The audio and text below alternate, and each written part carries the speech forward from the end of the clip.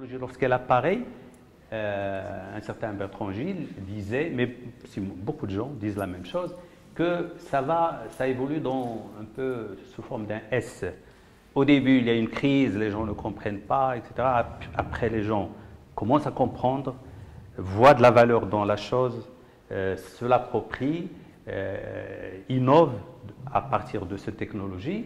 Et puis, après, il y a une nouvelle crise, une nouvelle catastrophe, de nouveaux problèmes, et puis une nouvelle technologie, et ainsi de suite. Donc, c'est un peu des itérations en S, ou bien une évolution de la technique en S.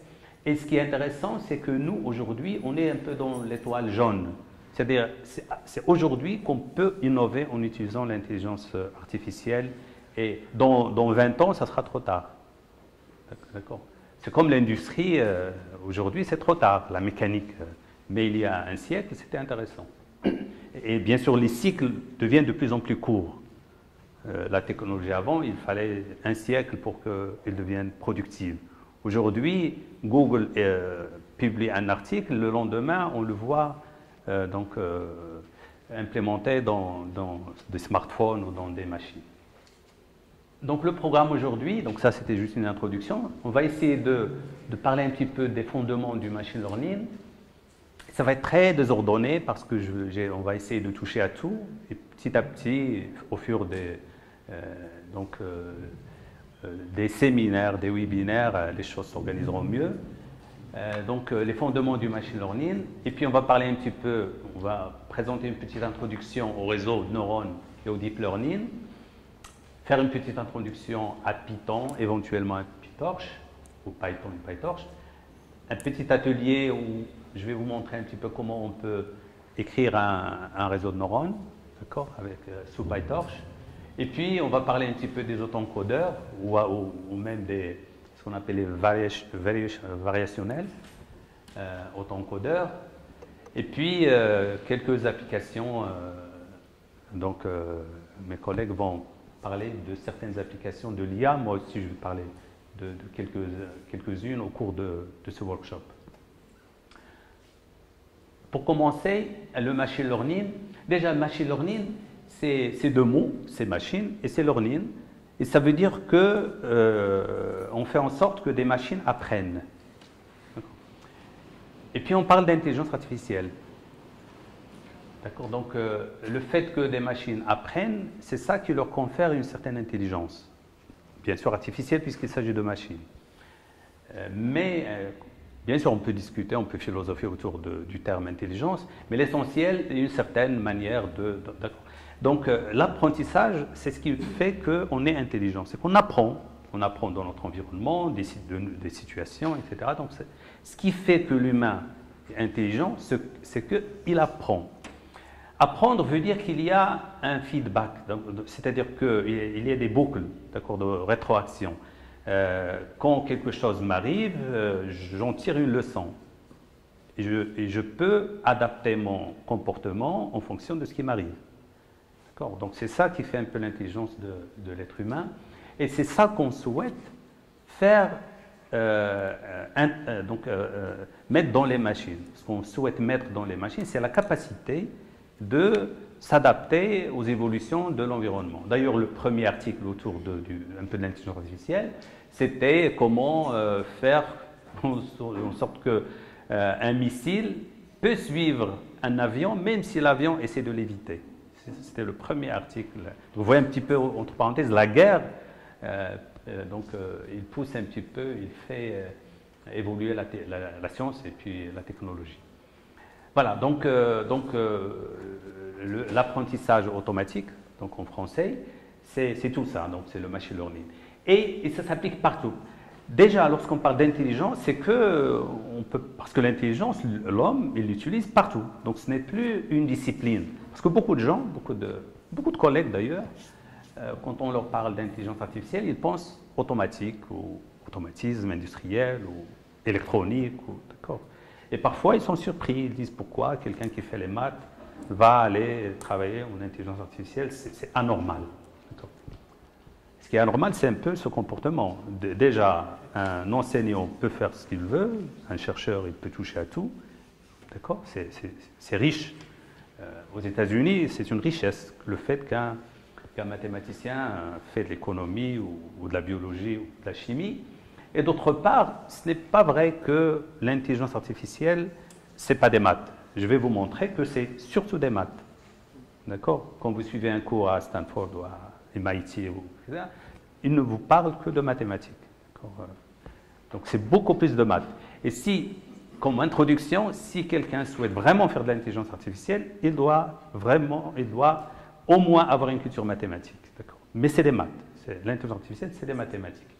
Parce que c'est des graphes, d'accord? C'est lier des choses, tirer des conclusions, et puis toute la machinerie mathématique, statistique, probabilité, analyse fonctionnelle, tout ce que vous, topologie, algèbre linéaire, optimisation, tout ce que vous pouvez imaginer en analyse fonctionnelle, tout ce que vous pouvez imaginer en mathématiques, ça s'applique à l'intelligence artificielle. Voilà, donc le machine learning, quand on l'applique, quand on l'observe, il est quelque part ici, souvent, le plus souvent, et il va aujourd'hui, parce que la technologie évolue, il va de ce qui n'est pas supervisé, un supervised learning, jusqu'à le supervised learning. C'est-à-dire, on parle d'apprentissage. La personne, déjà un bébé, il peut apprendre parce qu'on lui dit ce qu'il doit apprendre. Ça, c'est une table, ça, c'est une chaise, etc. Ou alors, il observe de lui-même et il tire des conclusions. Parfois, il tombe sans qu'il tombe, il dit, voilà, la prochaine fois, je ne dois pas tomber, d'accord. Ça, c'est un petit peu du reinforcement learning, ou apprentissage par renforcement. Ou alors, parfois, il observe un objet, d'ailleurs, on a montré qu'un garçon, un bébé, à partir, je pense, de 8 mois, il commence à comprendre de la mécanique, c'est-à-dire quand je lâche, ça tombe, si ça ne tombe pas, c'est que c'est bizarre, etc. Donc, il y a des lois de la nature qu'il commence à assimiler à partir d'un âge très bas. Et puis, voilà, donc, et puis il peut regrouper, il peut dire que les animaux, ils se ressemblent, donc il fait du clustering, il peut regrouper en fonction de certaines caractéristiques, d'accord? Donc ça se retraduit un peu dans le machine learning. Donc soit on fait une classification d'un certain nombre d'objets, soit on fait un clustering, donc on regroupe selon des caractéristiques, soit on fait donc je passe un petit peu du jeu, on joue comme le jeu de Go, ou alors aux échecs. Ou alors on fait rouler une voiture d'une manière autonome, ou alors on fait donc je passe encore plus de classification d'images, chat-chien, donc l'exemple classique, ou alors la détection de spam, etc. Et en bougeant un peu vers la droite, on va vers ce qu'on appelle de l'apprentissage supervisé. C'est-à-dire qu'on donne à la machine des exemples avec un label. Par exemple, ça, c'est les bons messages, par exemple, mail. D'accord? Et ça, ce sont les mauvais, les spams, les publicités. Et à partir des modèles, des exemples, parce que c'est essentiel, à partir des exemples, l'ordinateur, la machine, arrive à faire la différence entre les deux, à trouver des caractéristiques qui discriminent, qui peuvent permettre de séparer les messages corrects des spams. Et donc, quand un nouveau message arrive, alors qu'il n'était pas parmi les exemples, il peut le situer, il peut le classifier. Voilà, donc c'est beaucoup de... Et puis, on découvre ça petit à petit, d'accord, en travaillant, en faisant des exemples, on arrive à comprendre. Bien sûr, il y a une autre classification. Est-ce qu'il s'agit, j'ai parlé de clustering, est-ce qu'il s'agit de régression, c'est-à-dire on cherche un peu, surtout pour des valeurs numériques, une tendance, une courbe, d'accord, une fonction, on approche une fonction, ou alors une classification. Mais j'ai dit, il n'y a pas que ça. D'ailleurs, lorsqu'on va parler d'auto-encodeur, on va dire qu'il y a quand même autre chose qui mélange un peu le tout. Et puis les gens travaillent pour dépasser ces approches. parce qu'ils ils exigent qu'on ait beaucoup d'exemples en général. Aujourd'hui, l'intelligence artificielle est très liée au data, au big data. Ce qui n'est pas naturel, parce qu'un gamin, un bébé, il apprend sans qu'il ait besoin de big data. D'accord ? À partir d'un nombre limité d'exemples, le bébé arrive à comprendre certaines choses. Donc on se dit, pourquoi ne pas développer aussi de l'intelligence artificielle qui puisse comprendre un certain nombre de choses, apprendre un certain nombre de choses, sans qu'elle ait forcément besoin de beaucoup de données. Voilà, donc on essaye de copier le cerveau humain. Donc on pense que l'intelligence, c'est les réseaux, et des réseaux qui communiquent entre eux. D'ailleurs, Tim Berners-Lee, le monsieur qui a inventé le web, son père était mathématicien, et en discutant avec son père, il lui a dit une fois que l'intelligence, ce sont les réseaux. Donc l'intelligence, c'est le réseau. D'ailleurs, si on parle après d'intelligence territoriale, on va vous dire que l'intelligence territoriale, c'est des réseaux entre les acteurs, d'accord ? Entre l'université, la commune, les entreprises.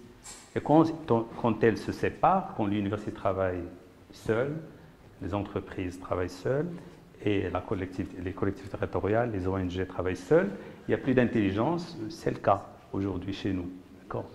Donc un territoire intelligent, c'est lorsqu'on crée des réseaux entre les acteurs. Toujours, les réseaux créent de l'intelligence, mais des réseaux qui communiquent entre eux.